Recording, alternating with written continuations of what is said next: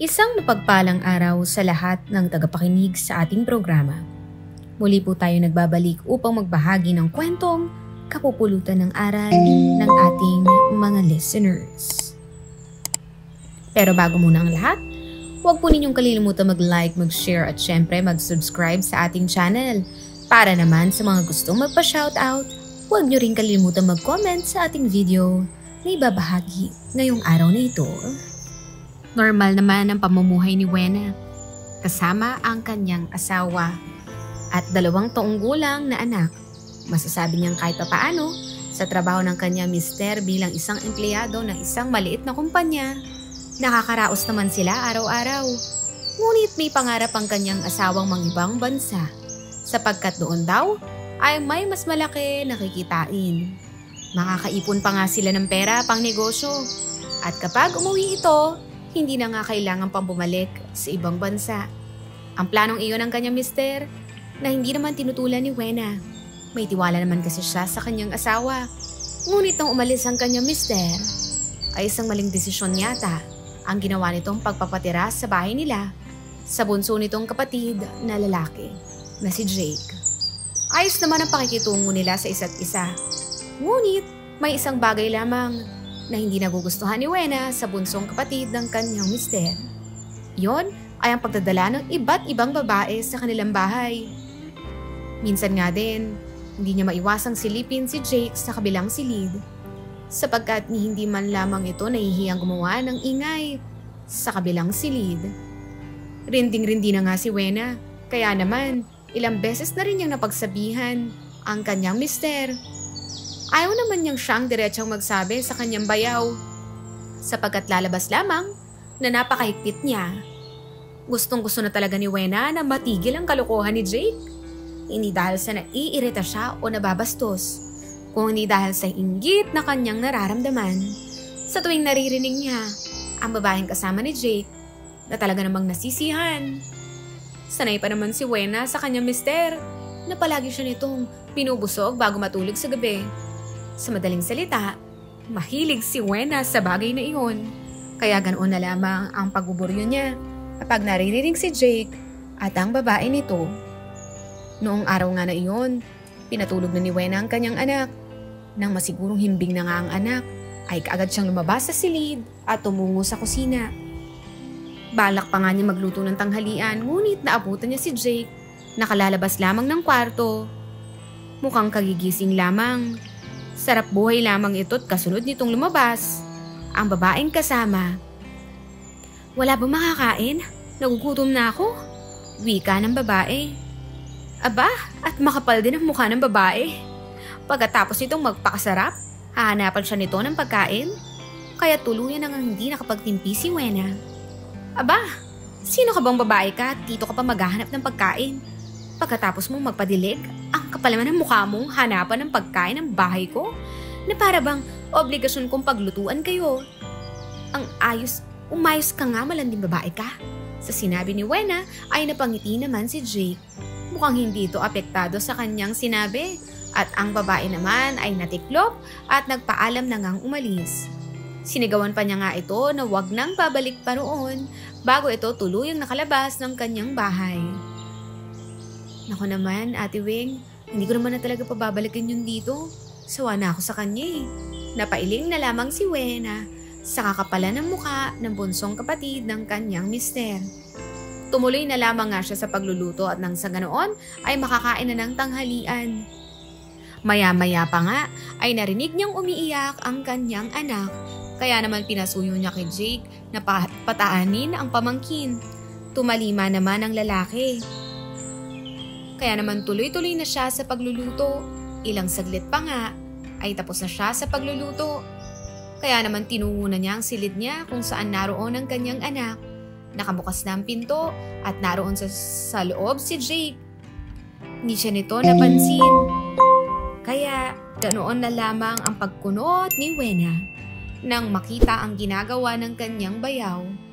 Hawak-hawak lang naman ito ang kanyang gamit at inaamoy-amoy iyon ng paulit-ulit. Sa puntong iyon ay hindi mapigil ni Wena na makaramdam ng kakaiba sa ginawang iyon ni Jake. Wala man lamang itong kaalam-alam na naroon siya kaya tumikim siya.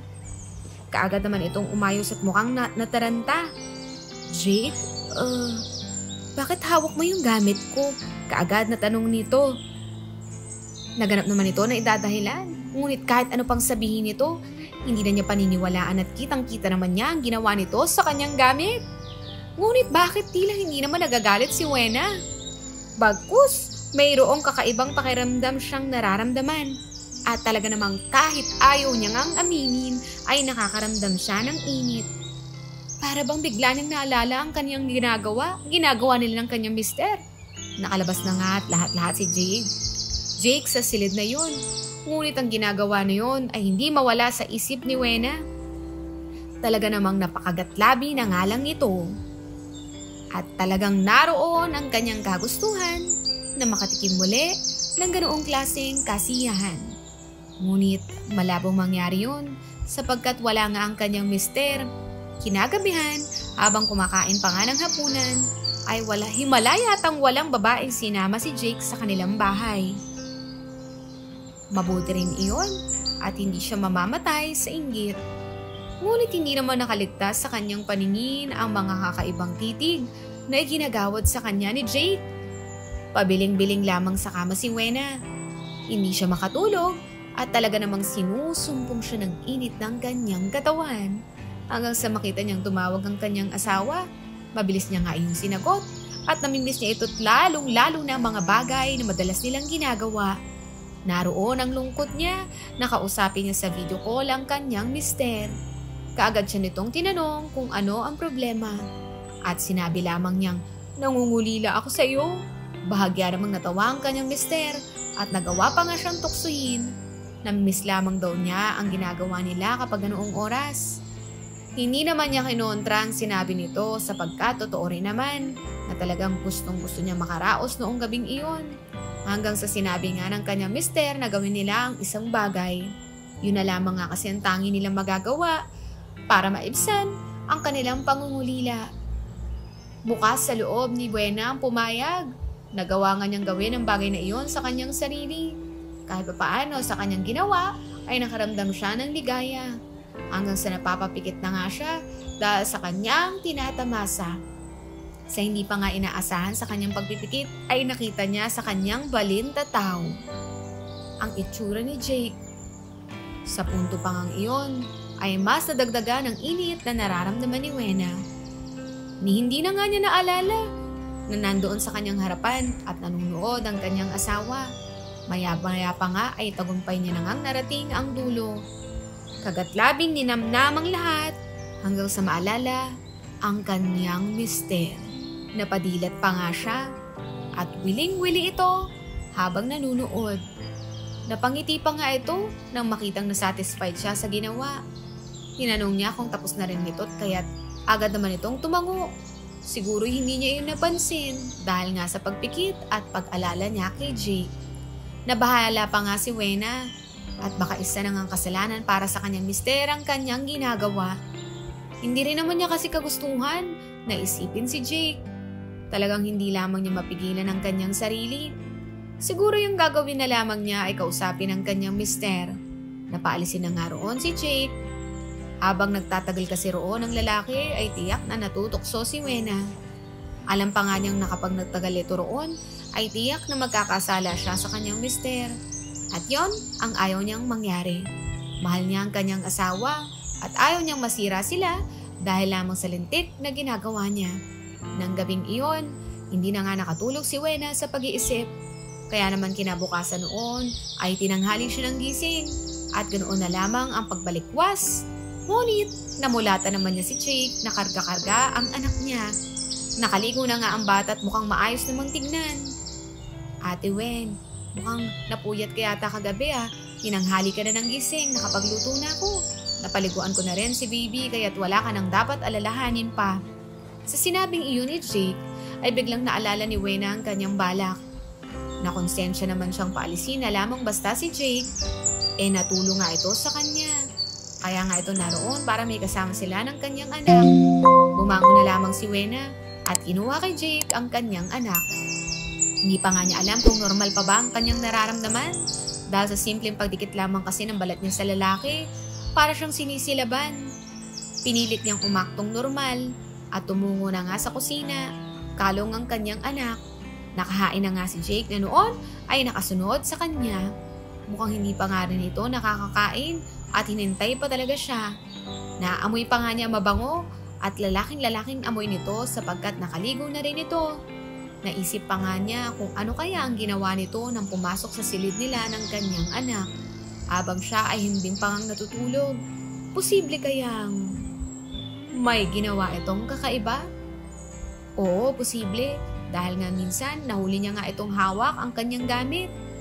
Nagsimula na nga siyang kumain at naroon sa kandungan ng kanyang anak. Hindi siya kumikibo sapagkat hindi naman niya alam kung ano ang kanyang sasabihin. Naroon nga muli ang mga kakaibang pagtitig sa kanya ni Jake.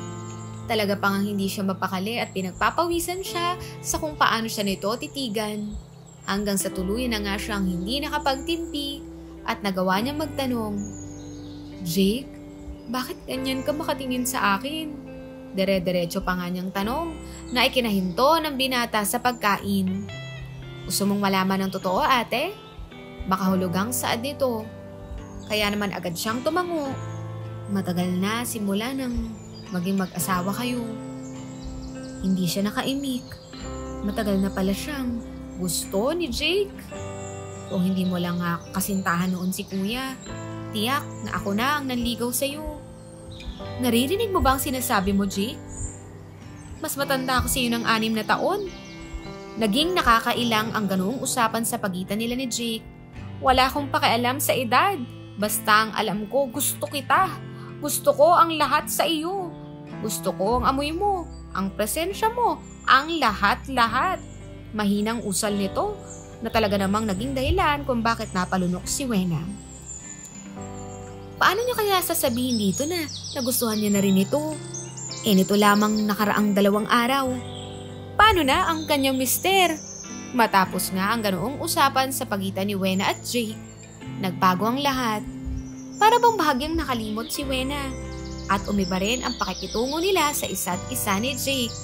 Noong una ay kinakausap siya nito at hindi na nga tinatawag na ate.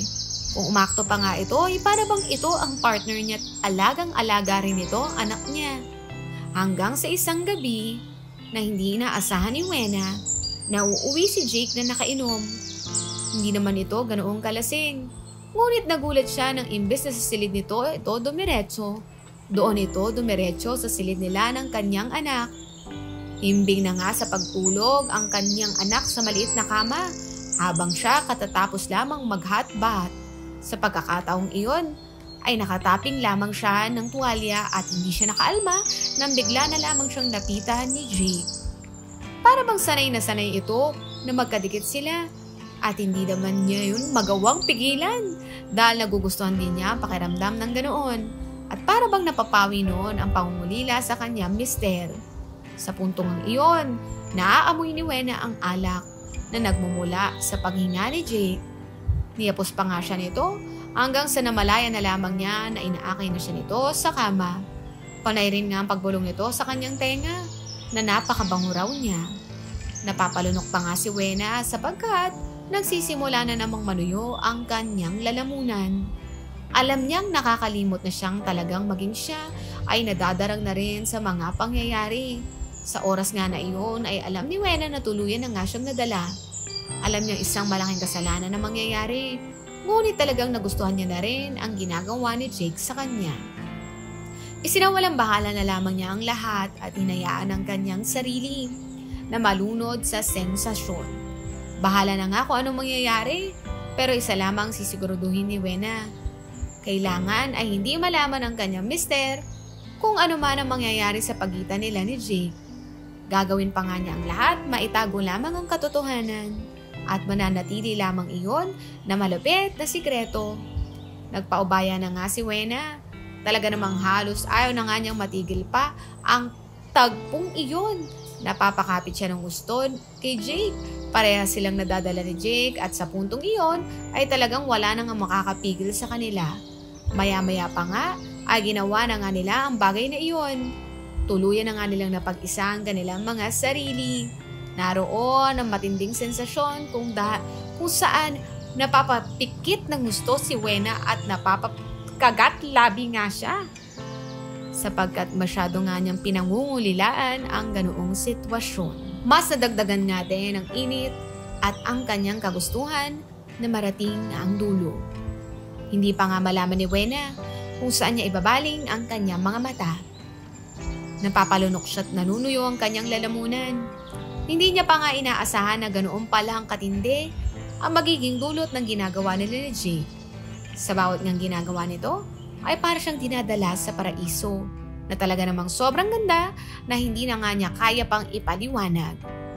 Ninamnam ng gusto ni Wena ang tagpong iyon at tumigil na rin sa kakatawag ng kanyang mister. Nakakailang tawag nga rin ito sa kanyang messenger, ngunit ini-ignore niya iyon. Uunahin niya muna ang sarili niyang kasiyahan at wala na nga siyang pakialam sa iba. Halos masira ang kama sa tindi ng ginagawa nila. Wala iyong katulad at talaga namang nasisiyahan ng gusto si Wena. Mas lalo pa nga nilang naramdaman ang saya na magtama ang kanilang mga mata na para bang nag-uusap sila na tanging mga mata lamang nila ang nagkakaintindihan. Hindi mapigilan ni Wena na mag-ingay ng gusto. Panay rin ang pagbulong ni Jake sa kanya. Paminsan-minsan ay napapamura pa nga ito sapagkat hindi rin ito kayang ipaliwanag ang sayang dulot niya rito. Mararahas na nga ang kanilang paghinga. Wala nang mas titindi pa sa pangyayaring iyon sa buhay ni Wena. At tiyak nga niyang pagkatapos ng pangyayari ay tiyak na hahanap-hanapin na niya si Jake. Ngunit bahala na nga ang lahat. Dahil ang mahalaga ay nag-e-enjoy siya ng mga oras na iyon. Bahala na nga magkasala siya, basta ang mahalaga ay ang nagaganap noong oras na iyon. Walang lugar para siya pa nga ay mabitin. Kailangan nilang tapusin ni Jake ang nasimulan na. Talagang habol hininga sila ng mga oras na iyon. At nang marating nila ang dulo, ay parehas silang lupaypay. Kinabukasan ay nagising si Wena sa tawag sa kanyang messenger. Kaagad siyang nataranta sapagkat ang kanyang mister iyon. Hindi pa nga niya pwedeng sagutin dahil nasa tabi niya si Jake. Kaya naman ganoon na lamang ginawang paghilad to ni Wena para palabasin na ito sa kanilang silid. Mukhang naalimpungatan naman ang binata. At mukhang nagawa nitong hagilapin ng mga gamit na nagkalat sa ibabaw ng kama. Nang makalabas pa nga ang lalaki ay tsaka lamang sinagot ni Wena ang tawag. Bakas naman sa mukha ng kanyang mister ang labis na pag-aalala. Nang kanyang sagutin ang tawag, nag-isip na lamang siya ng dahilan. Ang mabuti na lamang ay hindi masyado itong nag-usisa at nag-I love you pa nga ito't bago nagpaalam. Nakonsensya naman si Wena dahil walang kaalam-alam ang kanyang mister sa ginawa niyang panloloko rito. Ngunit ang maibaba na niya ang tawag, inisip na lamang ni Wena na temporary lamang iyon. Na pag-uwi ng kanyang mister, titigil na nila ni Jay kung ano ang nasimulan nila. Ganoon lamang kasimple. Sumapit ang tanghali at ganoon na lamang ang galit ni Wena nang mayroon na namang kasamang ibang babae si Jake. Ngiting-ngiti pa nga ito sa kanya at muli siyang tinawag na ate. Sa hindi may paliwanag na dahilan, nakaramdam ng matinding selos si Wena. Inis na inis sa babaeng kasama ni Jake. Lalo na nga nang pumasok ang mga ito sa kabilang silid. Buong akala niya gusto siya ni Jake. Bakit nagagawa pa rin ito maghanap ng ibang babae? Gayong may nangyari na nga sa kanilang pagitan. Sa tindi ng kanyang inis ay nagdabog siya sa kusina habang siya naman ay nagluluto. Ngunit sa paglipas ng ilang minuto, talagang hindi niya na nga nagawa pang magtimpi. Kailangan niyang pigilan si Jake sa kung anumang ginagawa nito sa babae nito. Hindi siya papayag na maangkin pa nga ng ibang babae si Jake. Ngayon pa ba? Dagli siyang tumungo sa gawin ng pintuan ni Jake at saka walang ano-ano itong tinulak. Dahilan ng biglang pagbukas noon, naabutan niya ang dalawa na nagsisimula pa lamang. Kaagad niyang nilapitan ang babae at kinaladkad ito palabas ng silid na iyon. Dala-dala pa nga nito ang mga gamit na natanggal na at wala na nga itong nagawa kung hindi ang umalis roon.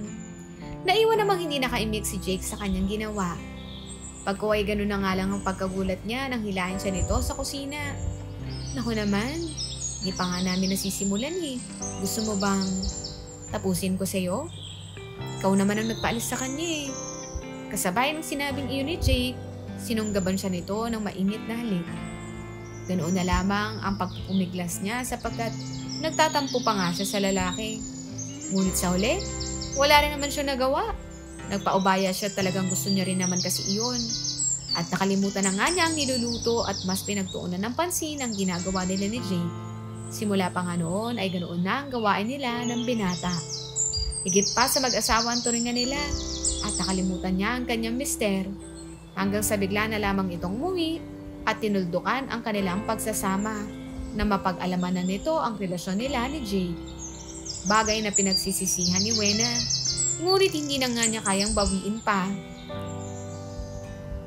Shout out sa lahat ng listeners ng ating programa na sina Leo Mamalyas, Naima Mirel MC1B, Renato Pertudo, Zilong Basic, Jeffrey Hipolito, Rudy Pelayo, William Casasola, Joaquin Jr. Liamanzares G, Boy Lati, Benedict Estrella, Ferdinand Paran, Hernani CF6, Onier Molacada, Cerilio Duran, Mariono Rojas, Diosdado Tala, Reggie 0307, Hernani C6F, Fred Franco Co, Joey Bakita, William Casasola, Norman Dangsky, Randy Mendoza, Hesoyam 9, Max Ga, Joaquin Jr. Liamanzares, Reynald Niemes, Silent Watcher, Larry Reyes, Roldan Braulio, Elias Domingo, Eileen Andarme, Arnel Grefalda, Lydia Bacus, at si Denver Tashiro. Hanggang sa muli.